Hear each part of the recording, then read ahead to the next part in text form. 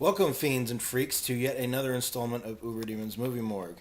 This week I'll be covering Repo the Genetic Opera. It's Tokyo Shock, a subsidiary of Media Blasters, great DVD company.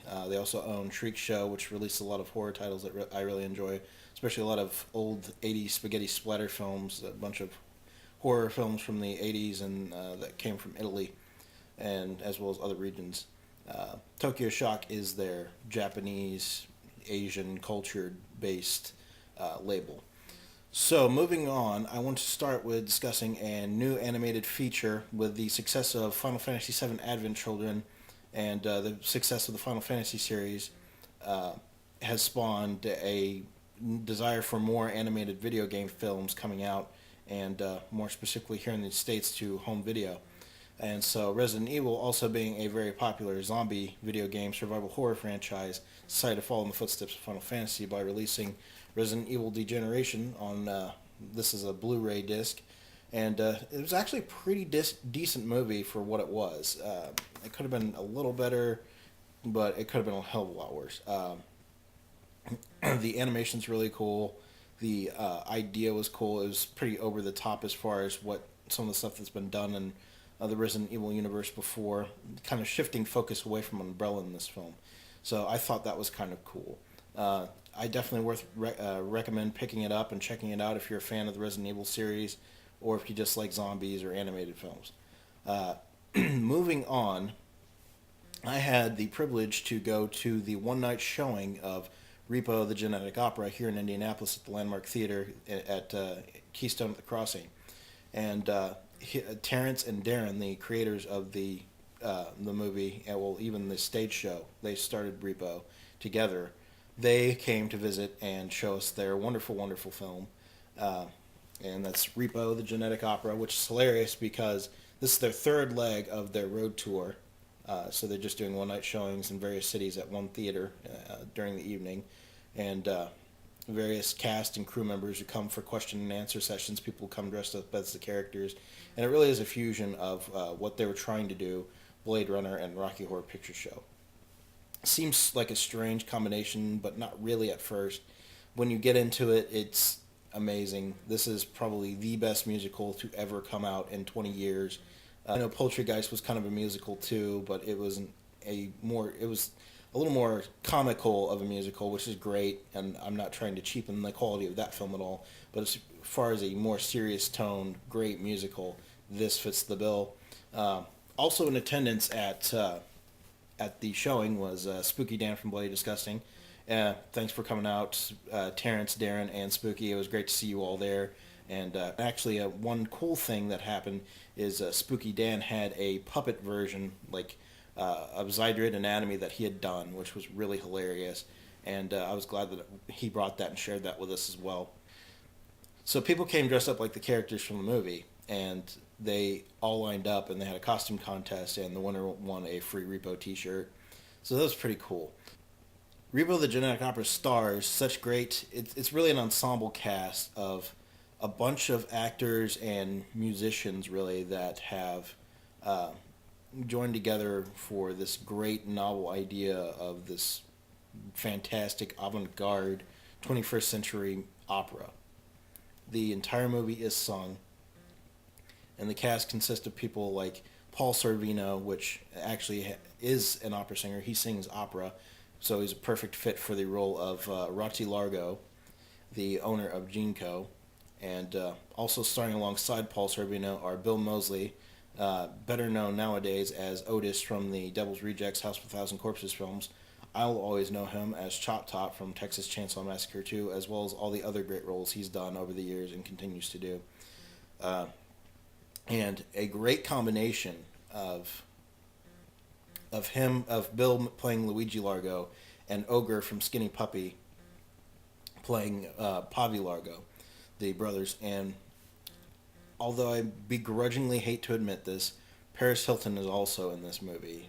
She plays Amber Sweet, Rotti Largo's daughter, which she actually did a pretty decent job with the character in this movie. It does not seem like a typical Paris Hilton role, and it's definitely a hell of a lot better than her role in House of Wax will ever be. So as I was saying, it's all music, all singing, And a great addition to that is the soundtrack I have here. Has a lot of great songs, even a couple of songs that were actually cut from the theatrical release of the film. But they're in the deleted scenes on the release on DVD and Blu-ray. And strangely enough, Ogre himself and even Bill Moseley are no strangers to the music scene. Bill, as you may or may not know, is in a band with Buckethead called the Cornbugs. And Buckethead's gone on to play guitars for Guns N' Roses and do fantastic things there. But Bill and Buckethead together as the Cornbugs is an amazing feat. And they even went to so far as Ogre, of course, he was the front and still is the frontman of Skinny Puppy. This is their first album, Remission. And Ogre later went on to do solo albums. This is his first solo album, Welt. His second solo album, Sunny Psyop. And shortly around, in fact, after the shooting of Repo, I ran into Bill at the spring 2008 Horror Hound Weekend here in Indianapolis, and I knew that he'd done Repo with Ogre, and I was like, Bill, what was it like to work with Ogre? And he's like, well, I liked that guy quite a bit, and I actually got an email from him about a week or so ago, and he says he wants me to do something on one of his albums with him, his next album. I'm like, dude, you should totally do it. It's awesome. That would be awesome. I would buy that, and I actually did, because they actually ended up doing that together. This is Ogre's third solo album, Devils in My Details. Came out shortly around the time when Repo first started its first road tour and in theaters. And this is an amazing album. This is what Mythmaker should have been for Skinny Puppy. This is a very retrospective look at anything Nevek Ogre's ever done. And the cool thing is Bill Moseley does a lot of spoken word poetry readings throughout the album itself in various distorted voice tones.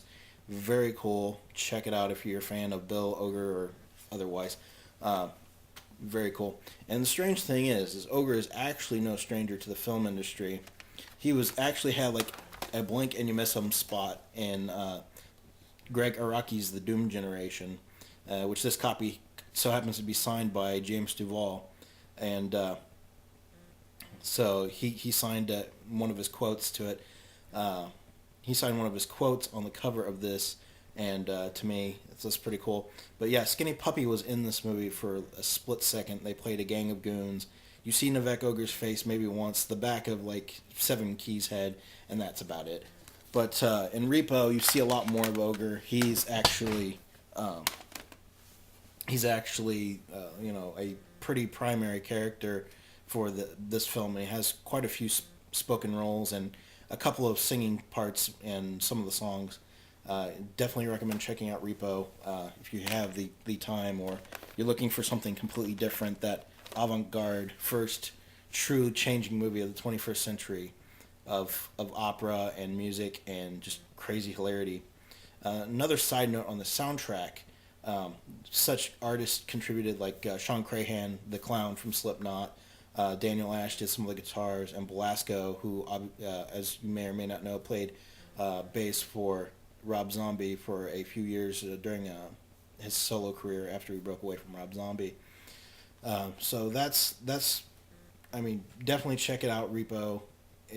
You won't be disappointed if you like musicals and you like horror films, you like science fiction, and you want to see something totally different.